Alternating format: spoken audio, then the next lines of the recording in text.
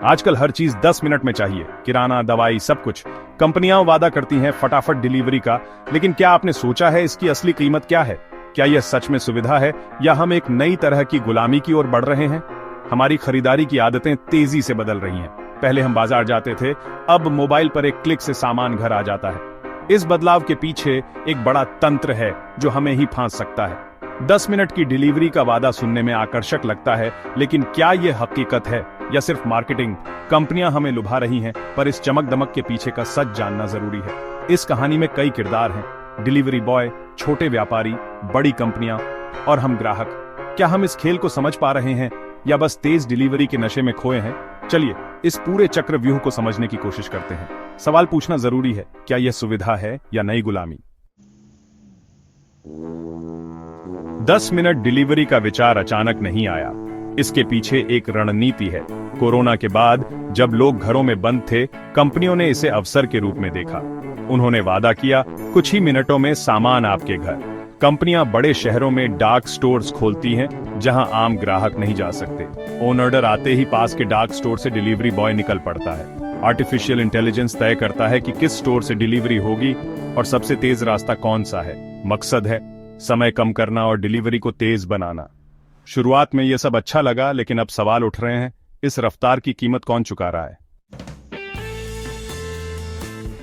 अब बात उन लोगों की जो 10 मिनट का वादा पूरा करते हैं, डिलीवरी बॉय। वे दिन रात सड़कों पर दौड़ते हैं, मौसम कोई भी हो। हर डिलीवरी समय पर पहुंचानी होती है, वरना पेनल्टी। इस दबाव में वे ट्रैफिक नियमों की परवाह नहीं करते, अपनी जान जोखिम में डालते हैं। कई बार दुर्घटनाएं होती हैं, लेकिन कंपनियों को बस टारगेट चाहिए। ज्यादातर डिलीवरी कर्मी गिग वर्कर हैं, न तय वेतन, न छुट्टी, न बीमा। उनकी सामाजिक सुरक्षा लगभग शून्य है। उन्हें बताया जाता है कि वे अपने मालिक खुद हैं, लेकिन असल में वे कंपनियों की शर्तों पर काम करते हैं। इस तेज डिलीवरी के पीछे कई अनसुनी कहानियां दबी हैं। अब देखिए उन दुकानों की ओर जो सालों से आपके पड़ोस में थीं।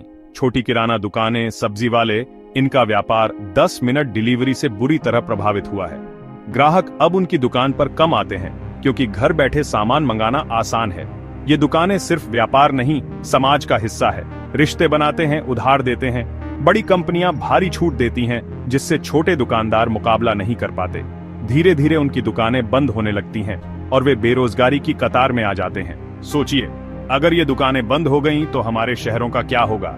स्थानीय व्यापार खत्म होने का मतलब है पैसा कुछ बड़ी कंपनियों के पास सिमट जाना। ये संकट सिर्फ दुकानदारों का नहीं, हमारी पूरी अर्थव्यवस्था का है। सवाल उठता है, कंपनियां इतना सस्ता सामान और तेज डिलीवरी कैसे दे पाती हैं? सच यह है कि ज्यादातर कंपनियां अभी भारी घाटे में चल रही हैं। वे जानबूझकर नुकसान उठा रही हैं ताकि बाजार पर कब्जा किया जा सके। इसे कैपिटल डंपिंग कहते हैं, निवेशकों का पैसा पानी की तरह बहाना, ग्राहकों को सस्ती सेवाओं की आदत डालना, फिर धीरे धीरे दाम बढ़ाना। वेंचर कैपिटल और प्राइवेट इक्विटी फंड्स इसमें अरबों डॉलर लगाते हैं। इस खेल में पिसते हैं छोटे व्यापारी, डिलीवरी कर्मी और अंत में हम ग्राहक। आज की सुविधा कल मजबूरी बन सकती है। फ्री लंच जैसी कोई चीज नहीं होती। अब बात हम ग्राहकों की। 10 मिनट डिलीवरी ने हमारी आदतें कैसे बदल दी हैं?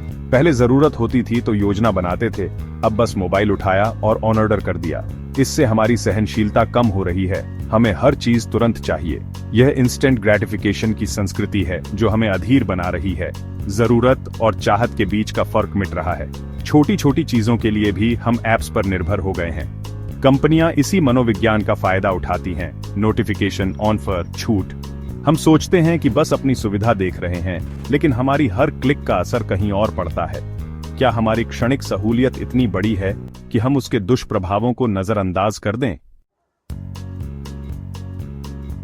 तो सवाल है, हम क्या कर सकते हैं? क्या इस बदलाव को रोक सकते हैं? शायद पूरी तरह नहीं, लेकिन संतुलन जरूर बना सकते हैं। सबसे पहला कदम है जागरूकता। समझना कि हमारे हर फैसले का असर होता है। अपनी खरीदारी की आदतों पर पुनर्विचार करें। क्या हर चीज 10 मिनट में चाहिए? कोशिश करें कि जरूरत की चीजें एक साथ ऑन ऑर्डर करें और छोटी दुकानों से भी खरीदें। इससे स्थानीय व्यापार को सहारा मिलेगा और दुकानदारों की रोजी रोटी चलेगी। कंपनियों की जवाबदेही तय करें, उनसे सवाल पूछें। डिलीवरी कर्मियों के अधिकारों पर ध्यान दें। एक जागरूक ग्राहक ही बाजार को सही दिशा दे सकता है। ये लड़ाई सिर्फ सुविधा या पैसे की नहीं, समाज के मूल्यों की भी है। सोचिए, क्या हम तकनीकी क्रांति चाहते हैं या शोषण का नया दौर? बदलाव आपके हाथ में है।